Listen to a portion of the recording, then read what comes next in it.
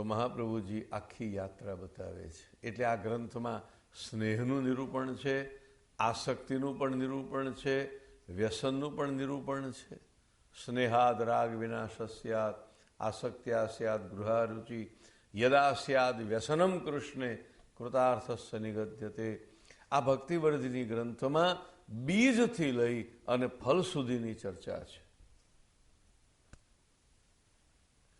પણ પહેલામાં પહેલી વાત જ આ છે કે બીજ કોઈના હાથમાં નથી. બીજ કેવળ ભગવત કૃપાથી પ્રાપ્ત થાય છે. આપણે પુષ્ટિ ભક્તિ માર્ગમાં ભલે આપણો અધિકાર ગમે તેટલો હીન હોય, પણ પુષ્ટિ ભક્તિ માર્ગમાં આપણો પ્રવેશ છે. આપણે પુષ્ટિ જીવ છીએ, બ્રહ્મ સંબંધી જીવ છીએ. એનું માત્ર એક જ કારણ છે કૃપા. કૃપાથી આ માર્ગમાં આવ્યા છીએ, કૃપાથી આ માર્ગમાં હઈશું અને કૃપાથી જ આ માર્ગનું ફલ પામીશું. પ્રમાણ પણ કૃપા, પ્રમેય પણ કૃપા, સાધન પણ કૃપા અને ફલ પણ કૃપા છે. તો એ બીજ જેને પ્રાપ્ત થયું હોય એને એ બીજનું વર્ધન કરવા માટે શું કરવું જોઈએ એનું સુંદર માર્ગદર્શન મહાપ્રભુજી આ ગ્રંથમાં આપે છે.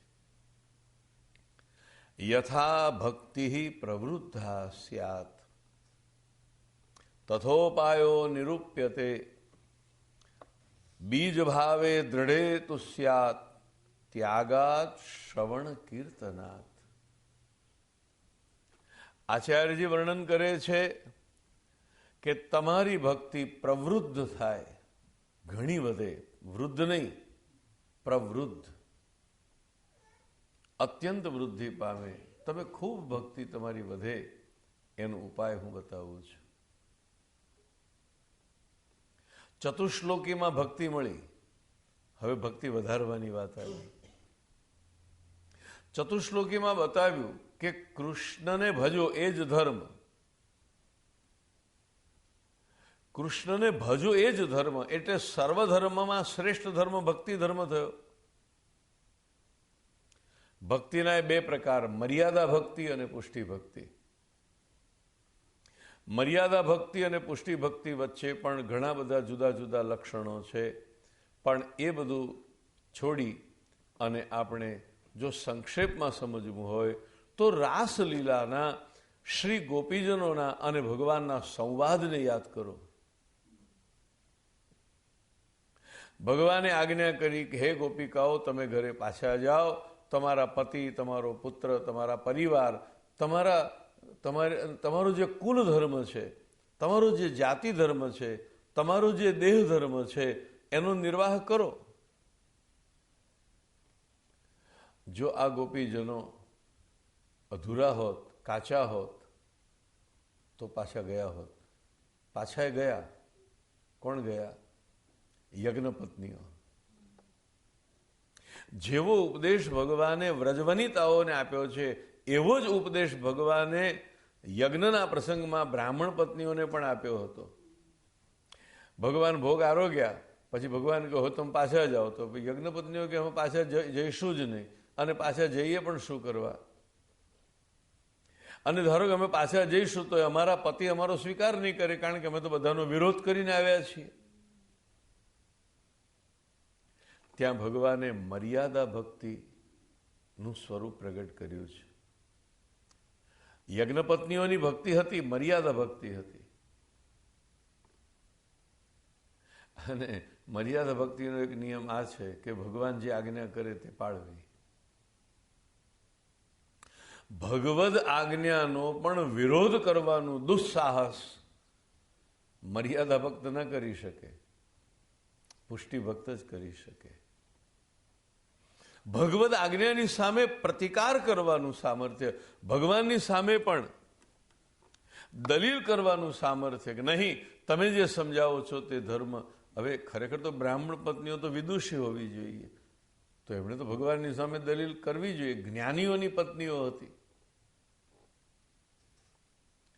પણ ભગવાને આજ્ઞા કરી કે નહીં, તમે આ રીતે અહીંયા રોકાવો ઠીક નહીં, તમારી અપકીર્તિ થાય, તમે ઘરે જ પાછા જાઓ અને તમારા પતિ તમને ખૂબ પ્રેમથી અપનાવશે.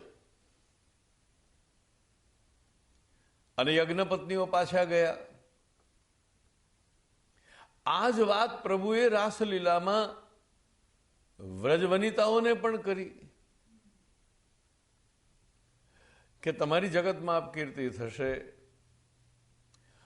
તમે દૂરથી મને ભજો. આ વન છે, રાત્રિનો સમય છે, સ્ત્રીઓએ અહીંયા ન આવવું જોઈએ. તમે વનની શોભા જોવા માટે આવ્યા હો તો વનની શોભા જોઈ લીધી, હવે તમે પાછા જાઓ. આવું બધું પ્રભુ કહે છે. અને પાછા ગોપીજનો કહે છે, પ્રભુ અમે તો તમારા દાસ, તમારી દાસીઓ છીએ. તો ભગવાન કે તો આજ્ઞાનું પાલન કરવું જોઈએ, તમે જાઓ પાછા. એક પણ ગોપી પાછી ગઈ નથી. ગોપિકાઓના ભાવમાં તો ભેદ છે. કોઈ તામસ ભાવવાળા છે, કોઈ સાત્વિક ભાવવાળા છે, કોઈ રાજસ ભાવવાળા છે, કોઈ સાત્વિક છે, કોઈ તામસ છે, કોઈ નિર્ગુણ છે. મહાપ્રભુજી 10 પ્રકારના ગોપીજનોના ભેદ બતાવ્યા. પણ ભાગવતમાં એવી કથા નથી કે 10 પ્રકારના ગોપીજનોમાંથી, હજારો ગોપિકાઓમાંથી કોઈ ગોપી ભગવદ આજ્ઞાનું પાલન કરીને ઘરે પાછા પધાર્યા હોય. તો ભગવાનની દાસીઓ હોવા છતાં એમણે ભગવદ આજ્ઞાનું પાલન કેમ ન કર્યું?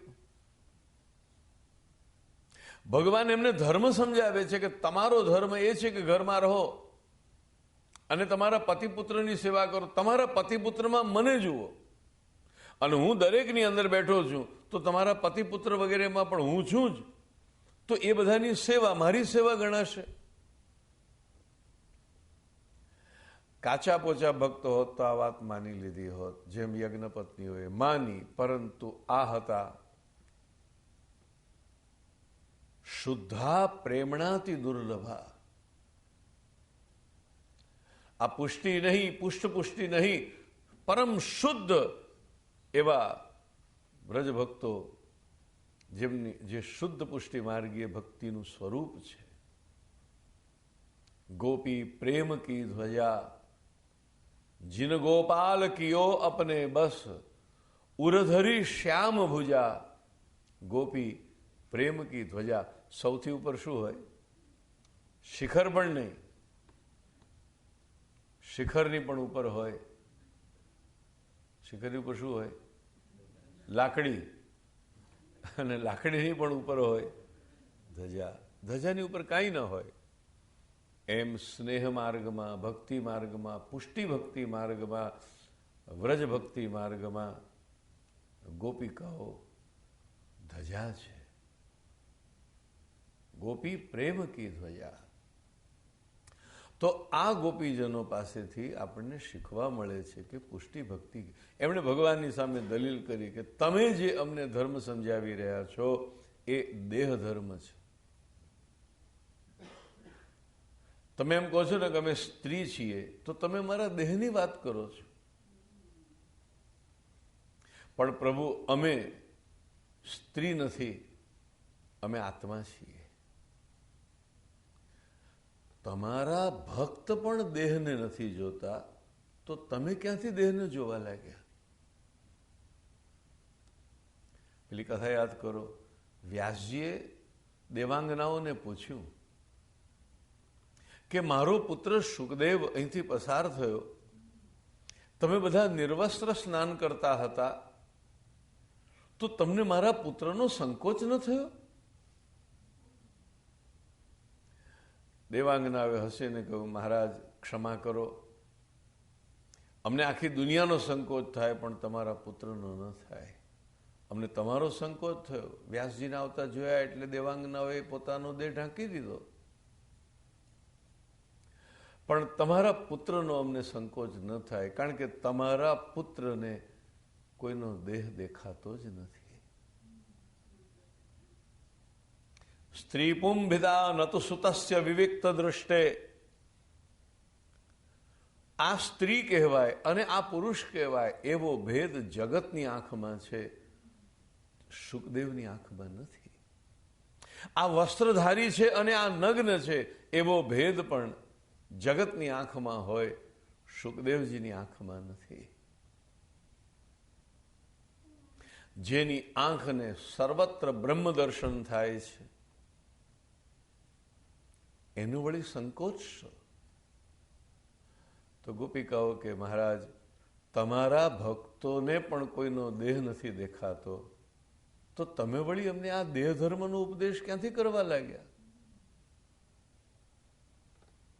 માની લો કે અમે સ્ત્રીઓ છીએ, તો ક્યારથી સ્ત્રીઓ છીએ? આ શરીર ધારણ કર્યું ત્યારથી જ ને. તો શરીર ધારણ કરે તો 5 વર્ષ થયા, 25 વર્ષ થયા, 50 વર્ષ થયા, અને અમે તો પહેલેથી તમારા છીએ.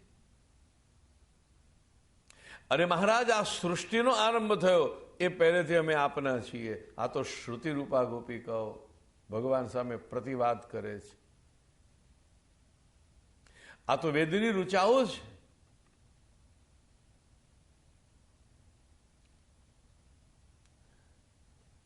આપ અમને દેહ ધર્મ શીખવો છો, પણ અમે તો દેહની બહાર છીએ. આત્મધર્મની વાત કરો અને સર્વ છોડીને આપના શરણે આવવું એ અમારો આત્મધર્મ છે. અને એટલા માટે અમે પાછા નહીં જઈએ. અને ભગવાન ગોપીજનો સાથે દેહ, ઇન્દ્રિય, પ્રાણ, અંતઃકરણ અને આત્મા આ પાંચેથી રમણ કરે છે. એટલા જ માટે કે ગોપીજનોને દેહ ધર્મ નથી. ભગવાન સાથે રાસલીલા કરવા છતાં ભગવાનના ચિત્તમાં તો એ ભગવાન છે એટલે કોઈ વિકાર ન આવે, પણ વ્રજ વનિતાઓના ચિત્તમાં પણ કોઈ વિકાર આવ્યો નથી. એનું કારણ એ બધા દેહ ધર્મની બહાર છે, દેહ ધર્મની ઉપર છે. એટલે પુષ્ટિ ભક્તિ એ પ્રભુના સ્વરૂપના રસાત્મક સ્વરૂપના અનુભવની ભક્તિ છે. એ ભક્તિને જો પ્રવૃદ્ધ કરવી હોય, એ ભક્તિને જલ્દી વિકસિત કરવી હોય, તો તમારે શું કરવું જોઈએ? યથા ભક્તિ પ્રવૃદ્ધા સ્યાત તથોપાય નિરૂપ્યતે. જો સાંભળો, બીજને પ્રાપ્ત કરવા માટેનો ઉપાય નથી, પણ બીજને સંવર્ધન કરવાનો ઉપાય છે. આ જગતમાં જેટલા એગ્રીકલ્ચર કોલેજો અને એગ્રીકલ્ચર જે સંશોધનો થાય છે ને, એ ઉત્તમ પ્રકારે ખેતી કરવા માટેની યુક્તિઓ છે. પણ આ જગતમાં તમે એ શોધી શકો કે ચોખાનો દાણો મોટો કેવી રીતે થાય, ઘઉંનો દાણો મોટો કેવી રીતે થાય, અથવા એક છોડમાં 50ની જગ્યાએ 200 દાણા ઉગે એવું કદાચ તમે યુક્તિ શોધી શકો. પણ ઘઉંનો દાણો કોઈ વૈજ્ઞાનિકે શોધ્યો છે? ડાંગરનો દાણો કોઈ વૈજ્ઞાનિકે શોધ્યો છે? તમે ઉત્તમ ખેતીના ઉપાયો શોધી શકો છો, પણ બીજ એ તો ભગવાનની દેન છે. એમ ભક્તિ માર્ગમાં ભક્તિનું બીજ એ પ્રભુની કૃપા છે. એ બીજ જેના હૃદયમાં પ્રભુએ પધરાવ્યું છે, હવે જો એ કાળજી લે તો એ બીજની પછી અંકુર થતા અને છેવટે વૃક્ષ થતા વાર લાગતી નથી. એના મહાપ્રભુ કહે છે મારી પાસે એના ઉપાયો છે કે બીજમાંથી વૃક્ષ કઈ રીતે કરવું. પણ તમારામાં બીજ મૂકવું કે ન મૂકવું એ તો ભગવદ ઈચ્છા છે, એ પ્રભુના હાથની વાત છે. એટલે બીજ પ્રભુના હાથમાં. એ કોને મળે? કયા જીવને પુષ્ટિ બીજની પ્રાપ્તિ થાય? એનો ઉત્તર ઉપનિષદે આપ્યો, કઠોપનિષદે ઉત્તર આપ્યો, મુંડક ઉપનિષદે ઉત્તર આપ્યો છે. યમે વેશ વૃણુતે તેન લભ્ય. પ્રભુ જે જીવનું વરણ કરે એ જીવને જ પુષ્ટિ ભક્તિનું બીજ પ્રાપ્ત થાય છે. આનો અર્થ એ થયો કે પુષ્ટિ ભક્ત ઉપર ભગવાનની અતિશય પક્ષપાત ભરેલી કૃપા છે. આ માર્ગ પક્ષપાતનો માર્ગ છે. આ પુષ્ટિ માર્ગ કોઈ ડેમોક્રેસીનો માર્ગ નથી, ઇક્વલનો માર્ગ નથી. આ માર્ગ પક્ષપાતનો છે. પ્રભુએ કેટલાક જીવો ઉપર જ પક્ષીપાત કરીને એનામાં પુષ્ટિ ભક્તિનું બીજ મૂક્યું છે. તમે લીલાનું સ્મરણ કરો ને, જે પુષ્ટિ ભક્ત શ્રી કૃષ્ણને વ્રજ લીલામાં પ્રાપ્ત થયા એ મથુરા લીલામાં પ્રાપ્ત થયા છે?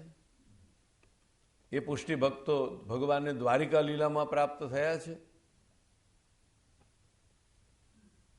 નથી થયા. દ્વારિકા વાસીઓએ શ્રી કૃષ્ણને ખૂબ સ્નેહ કર્યો, પણ વ્રજ ભક્તોની તોલે આવે?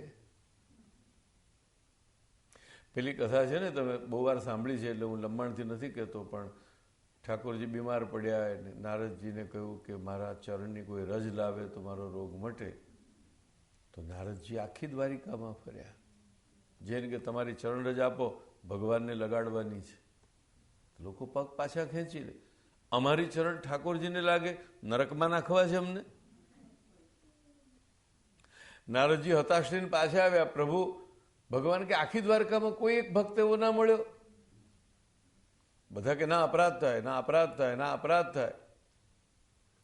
ભગવાન કે નારદ તમે વ્રજમાં જાઓ. બહુ મધુર કથા છે. તમે મારા વ્રજમાં જાઓ અને જઈને કહો. નારદજીને થયું પ્રયત્ન તો કરીએ. આવ્યા વ્રજમાં, ગોપીઓ ઘેરી લીધા. અમારા પ્રભુ શું કરે છે? નારદજી કહ્યું બીમાર છે, દવા નથી કરતા, દવા કોઈ આપતું નથી, ઉપાય નથી. ઉપાય છે પણ કોઈ ઉપાય આપતું નથી. શું છે કહો? અમારા પ્રાણ હાજર છે. કે પ્રાણ નથી જોઈતા. પ્રાણ આપવા માટે તો બધા દ્વારકામાં તૈયાર છે, મથુરામાં તૈયાર છે. પેલા બધા એવું કે અમારો જીવ, અમારા પ્રાણ જોઈતા તો લઈ જાઓ, પણ ચરણ, અમારા ચરણની રજ ઠાકોરજીને. આ વાત ખરેખર અશક્ય. ચલો તમે જ કલ્પના કરો, તમે જે ઠાકોરજીની રોજ સેવા કરો છો, કાલે કોઈ એમ કે તમે એને ચરણ અડકાડો, તમે અડકાડશો? હિંમત થશે તમારી? મથુરા દ્વારિકા વાસીઓનો કઈ વાંક નથી. કોઈ ભક્ત કેવી રીતે એવું સાહસ કરી શકે કે ભગવાનને પોતાનો ચરણ અથવા ચરણ રજ લગાવે? તમે લગાડશો તમારા ઠાકોરજીને? કાલે પગ અડકાડશો? નહીં અડકાડો. તમને પણ એમ થાય કે આપણા પગ અથવા આપણા ચરણની રજ ઠાકોરજીને કેમ લગાડાય? ઠાકોરજીની ચરણ રજ આપણને હોય. આ તો અબળી વાત થઈ રહી છે. પણ કથા વ્રજની બહુ અનોખી કથા છે.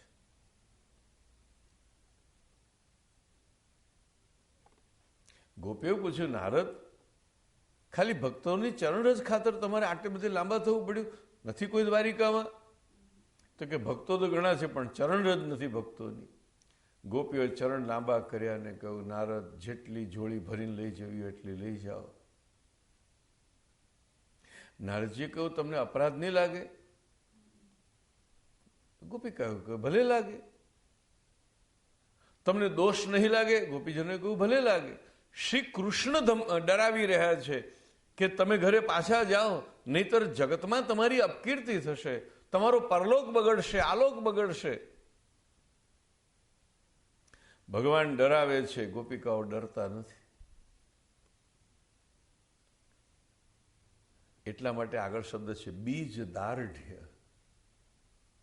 જો બીજ ઊંડે સુધી વવાયા હોય, જો બીજમાં દ્રઢતા હોય, મૂળ ઊંડા હોય, તો પછી કોઈ એને ગમે એટલું ડગાવવાનો પ્રયત્ન કરે તો પણ એ ન ડગે. અને એટલા જ માટે પુષ્ટિ ભક્તો જીવનમાં ગમે તેટલું કષ્ટ આવી પડે તો પણ એમની શ્રી ઠાકોરજીમાંથી શ્રદ્ધા જરાય પણ ડગતી નથી, કારણ કે મૂળ ઊંડા છે, બીજ દ્રઢ છે. એ તો તમે વાવો ત્યારે બીજ છે, પછી બીજ શું થઈ જાય છે? નહીં, જમીનમાં જે બીજ વાવો છો એ બીજ થોડી વાર પછી મૂળ બની જાય છે, ઉગે છે, બરોબર છે. એ બીજ જ આગળ જતા વૃક્ષ થાય. પણ મેં હમણાં આગળની કથામાં પણ કહ્યું હતું કે એક વૃક્ષ છે ને, એનો વિસ્તાર માત્ર ઉપર નથી થતો. જેટલો વિસ્તાર ઉપર થતો જાય છે એના પ્રપોર્શનમાં નીચે પણ વિસ્તાર થતો જાય છે. અને તે પણ ઉપલી જ રીતે હો. જેમ ઉપર પણ શાખાઓ પ્રશાખાઓ ચારે દિશામાં, દરેક ડિગ્રીમાં એ ફેલાય છે. એ મૂળ પણ જોશો તો એક દિશામાં નથી જતું. મૂળ પણ એ આખો ગુરુત્વાકર્ષણનો નિયમ છે. એવી રીતે જે બીજ તત્વ છે એ બીજ તત્વ દ્રઢ હોય. ગોપીજનોએ કહ્યું જઈશું નરકમાં, પણ નારદ વિલંબ ન કરો, લઈ જાઓ અમારી ચરણ રજ અને અમારા પ્રભુને લગાડો. નારદજીએ તો જોડી ભરી આવ્યા દ્વારિકા, ભગવાનને લગાડી. ભગવાનનો રોગ મટી ગયો. રોગ શું હતો? આ તો ખેલ કર્યો હતો. રોગ મટી ગયો. મટી ગયો તો મટી ગયો, પણ નારદજીને થયું, નારદજીએ કહ્યું ખરેખર પ્રભુ કહેવું પડે હો, તમારા વ્રજ ભક્તો એટલે વ્રજ ભક્તો. પણ ભગવાને એક વાક્ય ખાસ પૂછ્યું નારદને કે નારદ, તું મારો ભક્ત નહીં? તો કે ખરો ને. તો તે પહેલા પગલામાં કેમ ન કર્યા? શા માટે તારે વ્રજ સુધી દોડવું પડે? કે પ્રભુ એ સાહસ મારાથી ન થઈ શક્યું. લોક અને વેદ આ બે પ્રતિબંધો છે ભગવત ધર્મમાં, અને જેના ઉપર પ્રભુ કૃપા કરે એ જ લોક અને વેદ ધર્મનો ઉલ્લંઘન કરીને ભગવત ધર્મનું પાલન કરી શકે છે. અને લોક ધર્મનું ઉલ્લંઘન કરવું સહેલું છે, વેદ ધર્મનું ઉલ્લંઘન કરવું તેના કરતાં કઠિન છે.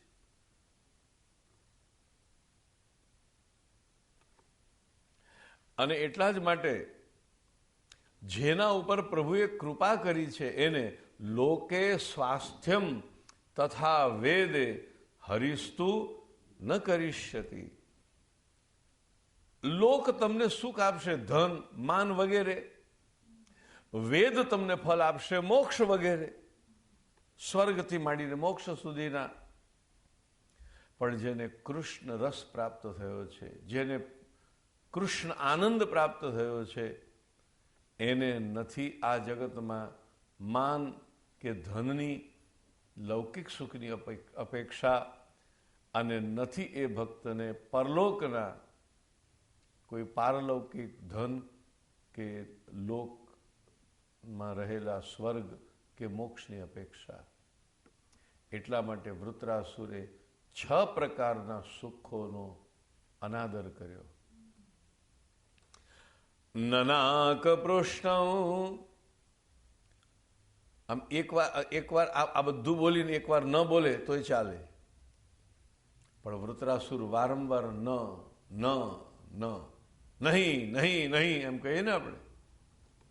નનાક પૃષ્ઠમ ન ચ પારમેષ્ઠ્યમ ન સાર્વભૌમમ ન રસાધિપત્યમ ન યોગ સિદ્ધિ પુનર્ભવમ વા. વારંવાર નકાર કરે છે, વારંવાર નકાર કરે છે. શા માટે? કારણ કે ભક્તની સ્થિતિ લોકમાં પણ નથી અને વેદમાં પણ નથી. લોકે સ્વાસ્થ્યમ, ભગવાને લોકમાં પણ સ્વસ્થ નહીં થવા દે, વેદમાં પણ સ્વસ્થ નહીં થવા દે. ઘર પણ વાલું નહીં, વૈકુંઠ પણ વાલું નહીં. વાલું શું? પ્રભુનું ધામ, પ્રભુનું ઘર, વ્રજ વાલું, વૈકુંઠ નહીં આવું. ન લોકમાં નિષ્ઠા ન પરલોકમાં નિષ્ઠા. એટલે એ સ્થિતિમાં જ્યારે ભક્તિ આવે ત્યારે એનો બીજ ભાવ દ્રઢ થયો કહેવાય. તો બીજ ભાવે દ્રઢેતુ સ્યાત ત્યાગાર શ્રવણ કીર્તનાથ. તમે જરા એ કલ્પના કરો કે આ વ્રજ ભક્તોનો બીજ ભાવ કેટલો મજબૂત હશે કે ભગવાન એને હલાવવા ગયા, ભગવાન ડગાવવા ગયા તોય ન ડગ્યો. ઠાકોરજીએ જે 10 શ્લોકો કહ્યા ને એમાં બધી જ દલીલો કરી છે. ગોપીજનોને તમે તામસ ફલ પ્રકરણની ચર્ચા કરો છો એટલે તમને તાજું બધું યાદ હશે. ભગવાને લૌકિક ડર પણ આપ્યો. ભગવાને એમ પણ કહ્યું અપકીર્તિ થશે, ભગવાને એમ પણ કહ્યું કે તમને દોષ લાગશે, પાપ લાગશે. ભગવાને એ બધાનું સ્મરણ કરાવી આપ્યું કે તમારા પતિ, તમારા પિતા, તમારા પુત્રો, તમારા માતા પિતા, તમારો પરિવાર, તમારું કુટુંબ, આ બધા તમને શોધતા હશે. બધી રીતે ભગવાને સમજાવ્યા, છતાં એ ભક્તો ન સમજ્યા. એટલું જ નહીં, સામે એવો પ્રતિવાદ કર્યો કે પ્રભુને કહી દીધું કે પ્રભુ આપ શું સમજો છો? આપ એમ સમજો છો કે અમને ધર્મના સ્વરૂપનું જ્ઞાન નથી? ગીતામાં અર્જુનને સ્વધર્મ શ્રી કૃષ્ણે શીખવ્યો. અહીંયા શ્રી કૃષ્ણે ગોપીઓને સ્વધર્મ નથી શીખવ્યો. અહીંયા ગોપીઓએ પોતે જ અમને અમારા સ્વધર્મનું, અમારા પુષ્ટિધર્મનું, અમારા આત્મધર્મનું અમને જ્ઞાન છે એ ભગવાનની આગળ પ્રગટ કર્યું છે. અહીંયા કૃષ્ણ ગુરુ તરીકે ચાલે એવા નથી. અર્જુનની સામે ગુરુ છે, અહીંયા કૃષ્ણ ગુરુ તરીકે ચાલ્યા નહીં. ત્યાં અર્જુને કૃષ્ણનું વચનામૃત શ્રવણ કર્યું, અહીંયા શ્રી કૃષ્ણે ગોપીજનોના વચનામૃત શ્રવણ કર્યા. ગોપીજનો એટલે મહાપ્રભુજી કહ્યું છે ઠાકોરજીના 10 શ્લોક અને ગોપીજનોના 11 શ્લોક છે. કેમ? તો કે શિષ્ય બોલે એના કરતા ગુરુએ વધારે બોલવું જોઈએ. જીત કોની થવી જોઈએ? ગુરુની. અને એટલા માટે ગોપીજનો જીત્યા છે, ઠાકોરજી હાર્યા છે. અને ઠાકોરજીને હંમેશા ભક્તોની આગળ હારવું ગમે છે. બીજ ભાવે દ્રઢે તુ સ્યાત. બીજ ભાવને દ્રઢ કરવા માટે મહાપ્રભુજી ઉપાય બતાવે છે. ત્યાગાત, શ્રવણ કીર્તનાત. ત્યાગ કરવા જેવું હોય એનો ત્યાગ કરો. કોઈ પણ કાર્યમાં 2 વસ્તુ કરવી જોઈએ. પહેલું બાધકનો ત્યાગ અને ત્રીજું સાધકનું સંપાદન. પહેલા બાધકનો ત્યાગ કરો, પછી સાધુનું સંપાદન કરો. ઠાકોરજીએ પહેલી લીલા શું કરી? કંસની બેડીઓ તોડી. ઠાકોરજીએ પહેલી લીલા શું કરી? મથુરાના દ્વાર તોડ્યા અને નીકળ્યા બહાર. ગોપીજનોએ શું કર્યું? લોકવેદની સાંકળો તોડી. યામા ભજન દુર્જર ગેહ શૃંખલા સમૃચ્ય તદ્વ પ્રતિયાતુ સાધુના. ભગવાને કહ્યું જે લોકવેદની જંજીરો કોઈ ન તોડી શકે, ધન્ય છે વ્રજ ગોપિકાઓ કે તમે એ લોકવેદના બંધનોને પણ તોડ્યા. પરિણામે આ રાસ પંચાધ્યાયનો શ્લોક છે કે ઠાકોરજી જેવા ઠાકોરજી, વ્રજની ગાયો ચરાવનારા ગોવાળની સ્ત્રીઓ, દહીં માખણ વેચવા જનારી ગામડાની આ સ્ત્રીઓ, એની આગળ પૂર્ણ બ્રહ્મ પુરુષોત્તમ ભગવાન શ્રી કૃષ્ણ કહે છે કે બ્રહ્માના જેટલું આયુષ્ય મને પ્રાપ્ત થાય અને હું તમારી ભક્તિનો બદલો જો ચૂકવવા ચાહું તો પણ બદલો ન ચૂકવી શકું, આટલું સન્માન પ્રભુએ ગોપીજનોને આપ્યું છે. પછી પરમાનંદાસ એમને ગોપી પ્રેમ કી ધ્વજા કહે, એમાં શું નવાઈ છે? પછી ઉદ્ધવજી કહે કે એ ગોપીજનોની ચરણ રજ મને પ્રાપ્ત થાય એટલા માટે હું વૃંદાવનમાં લતાપતાના રૂપમાં પણ જન્મ લેવા તૈયાર છું. એમાં કઈ અતિશયોક્તિ નથી. પણ પહેલું આવે છે ત્યાગાત. ભગવત ધર્મમાં, ભગવત પ્રાપ્તિમાં મહાપ્રભુજી આપણને જે પુષ્ટિ ધર્મ શીખવ્યો, એ પુષ્ટિ ધર્મમાં જે વસ્તુ બાધક હોય એનો ત્યાગ કરો. આ પહેલી શરત, એટલે કહ્યું ત્યાગાત. સમગ્ર બાધક ધર્મનો ત્યાગ કરો. લોક ધર્મો બાધક હોય તો લોક ધર્મનો ત્યાગ કરો, અને વેદ ધર્મનો પણ જો બાધક હોય તો એનો પણ ત્યાગ કરો. પિતાનું વચન પ્રહલાદે ન માન્યું, માતાનું વચન ભરતે ન માન્યું, ગુરુનું વચન બલિરાજાએ ન માન્યું, ભાઈનું વચન વિભીષણે ન માન્યું, અને પતિના વચનો વ્રજવનિતાઓએ પણ ન માન્યા. આ બધા એના ઉદાહરણો છે. તો જે કોઈ બાધક, આ તમે એક જગ્યાએ બી વાવો અને એના ઉપર એક મોટી શિલા મૂકી દો તો શું થાય?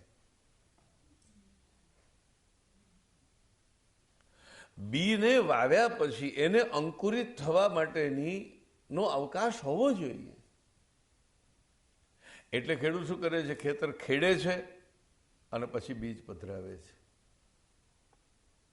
પછી જળ સિંચે છે, અને યોગ્ય ભૂમિમાં જો યોગ્ય રીતે સિંચન કરવામાં આવે તો એ બીજને વચ્ચે જો કોઈ પણ પ્રકારનું બાધક તત્વ ન હોય તો અંકુર થઈને બહાર આવતા વાર લાગતી નથી.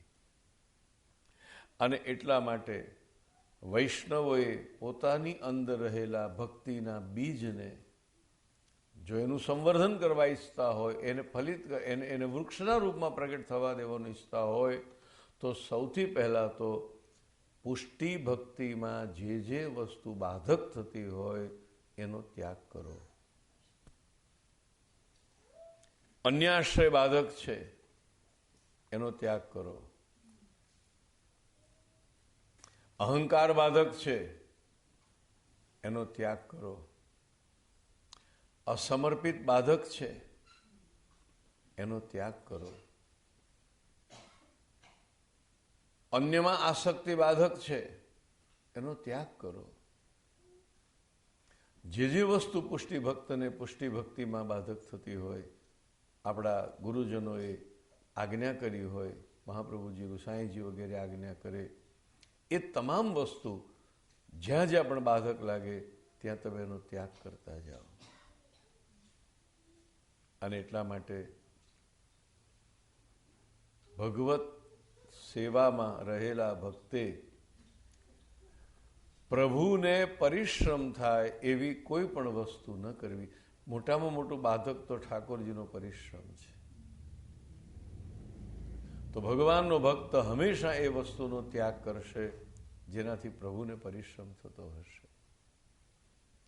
હું તમે વારંવાર સાંભળેલું ઉદાહરણ આપું છું રામદાસનું. રામદાસ જ્યારે જાણે છે કે ઠાકોરજીને મારું રૂપ લઈ અને મારું દેવું ચૂકવવા માટે જવું પડ્યું છે, ત્યારે રામદાસ પ્રસન્ન ન થયા. જોયું મારી કેવી ભક્તિ કે ભગવાનને પણ આવવું પડ્યું. મર્યાદા ભક્ત ભગવાનને આ માટે પધારવું પડે તો જોઈને રાજી થાય. નરસિંહ મહેતા રાજી થાય કે જોયું ભગવાને મારું મામેરું કર્યું. નરસિંહ મહેતા રાજી થાય કે ભગવાને મારું કાર્ય કર્યું. મીરાબાઈ રાજી થાય કે જોયું ભગવાન મારું પણ ઝેર પી ગયા, પછાવી ગયા. મર્યાદા ભક્ત રાજી થાય છે કે પ્રભુએ મારા કામ પાર પાડ્યા. પુષ્ટિ ભક્ત રાજી નહીં થાય. પુષ્ટિ ભક્ત થશે મારા જેવા તુચ્છ જીવના તુચ્છ દુઃખને ખાતર મારા પ્રભુને આવો શ્રમ લેવો પડે, મનુષ્યનું રૂપ લેવું પડે, કોઈ માનવીની આગળ દેવાદાર થઈને જવું પડે, એને દેવું ચૂકવવા માટે પૈસા આપવા પડે, એના ચોપડામાં સહી કરવી પડે, પ્રમાણ આપવા પડે. આ યોગ્ય નથી. અને ત્યારે એ ભક્ત પોતાના એ ધર્મનો પણ ત્યાગ કરે કે જે ધર્મ પ્રભુને બાધક થતો હોય. આનું નામ ત્યાગાત. આ ત્યાગાતની ચર્ચા અત્યારે આપણે કરી. હવે શ્રવણ કીર્તનાથની ચર્ચા આપણે આગળ આવતીકાલે લઈશું. પ્રભુ ભક્તિને વિસ્તૃત કરવા માટે, બીજને દ્રઢ કરવા માટે, ભક્તિ પ્રવૃદ્ધ કરવા માટે મહાપ્રભુજીએ જે ઉપાય બતાવ્યો, સૌથી પહેલો બાધકનો ત્યાગ અને સાધકનું સંપાદન, એની ચર્ચા આપણે આવતીકાલના સત્સંગમાં કરી અને આગળના શ્લોકોની ચર્ચા પણ લઈશું. બોલો શ્રી ગોવર્ધનનાથ કી જય.